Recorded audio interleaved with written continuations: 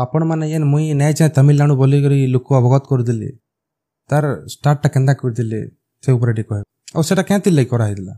निश्चित भाव प्रकृत रे आपण यदि देखबे मुई नै जे तमिलनाडु आमर अंचल रो लोक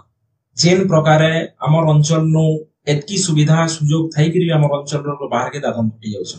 फॉर एग्जांपल आपण माने यदि देखबे वीर महाराजपुर अंचल हे गला, पटनागढ़ अंचल हे गला, टिटलागढ़ बेल्ट हे गला, आहुरी अनेक एंता अंचल अछि जेन जगह नो जेन मैट नो कोपा चाष प्रचुर परिमाण रे होछि,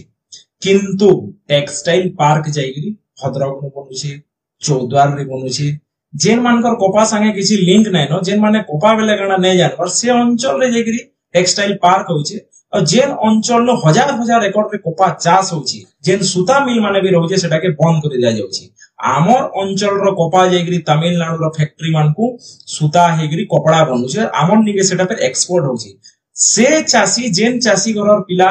कोपा चाष से नु करूछि से घरर पिला तमिलनाडु के दादन फटी जाउछि और से अंचल नु 10 नु 12,000 टंका लगी से जाईकरी सेनु तार केतेटा जगह रे काना होछि 100 टा नु आपण यदि देखबे 80 टा फिरुजन 20 टा नै फिरबा। इटा गोटे बहुत बड़ चिंता करवार विषय हमर अंचल रो युवक माने केन परिस्थिति के आइले न तो एंता बहुत गुडे जेन समस्या हमर अंचल नो अछि युवक माने केनेरी दादन नै जिबे हमर अंचल नो रोजगार पाबे, हमर अंचल रो स्किल डेवलपमेंट करा जिबा, हमर पिला मान को स्थायी नियुक्ति दिया जिबा, से सब जिंस के नेगरी हम मुई नै जे तमिलनाडु कैंपेन दादन के समस्या बनेगरी जेते बेला गांगा जाकरी प्रचार करन सेनु काना रिएक्शन थिला। रिएक्शन लोकंकर भितरे बहुत उत्साह दिला, लोकंकर भितरे माने हमर संगे भावावेग तांकर जड़ित रहितिला। मुई प्राय आमे जे 200-300 टा मीटिंग करछु बहुतटे जगह न मुई एंता फील करछे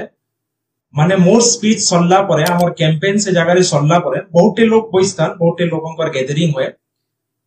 बिनकारे आमे से कैंपेन सारला परे जणे गुटे ग्रुप बइसतले और से भितरु जणे उठी करी आइले मोर स्पीच सल्ला परे और माने ताकर गुटे इमोशनल मैं से टाइम रे देखि पारुथली ताकर मने बाल नै थई से लाडू हेतिले आ मुई ताकर इमोशन देखि करी पचराला परे से मते कहले